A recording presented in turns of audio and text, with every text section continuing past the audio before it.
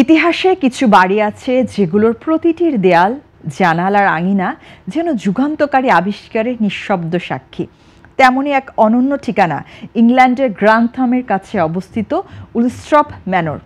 এই বাড়িতেই শৈশব কৈশোর কাটিয়েছেন আধুনিক বিজ্ঞানের পথপ্রদর্শক, মধ্যাকর্ষণ সূত্রের আবিষ্কারক স্যার আইজ্যাক নিউটন। আর মজার কথা হলো, এখন সেই বাড়ির এক টুকরো নিজের সংগ্রহে রাখতে পারেন আপনিও। 17 শতকের এই বাড়িটি ন্যাশনাল ট্রাস্টের তত্ত্বাবধানে রয়েছে। সম্প্রতি বাড়িটির নিচতলার একটি জানালার সংস্কার কাজ শুরু করা হয়েছে। এই জানালা থেকে সরানো পাথরের টুকরোগুলোই এখন বিক্রির জন্য উলস্ট্রপ ম্যানরের দোকানে রাখা হয়েছে। দোকানটিতে পাওয়া যাচ্ছে নানা আকারের পাথর।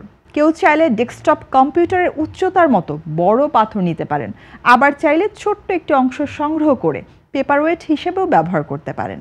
বাড়িটির রক্ষণাবেক্ষণ কর্মকর্তা জেনি জনস জানান, এই পাথরগুলো প্রায় 500 বছর ধরে নিউটনের বাড়ির অংশ ছিল। এখন এই অংশগুলো নিয়ে মানুষ সারা বিশ্ব থেকে আগ্রহ দেখাচ্ছেন।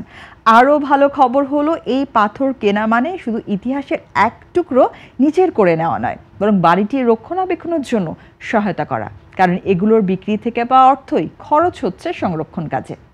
1665 সালে ক্যামব্রিজ বিশ্ববিদ্যালয় প্লেগের কারণে বন্ধ হয়ে গেলে নিউটন নিজ বাড়িতে ফিরে আসেন।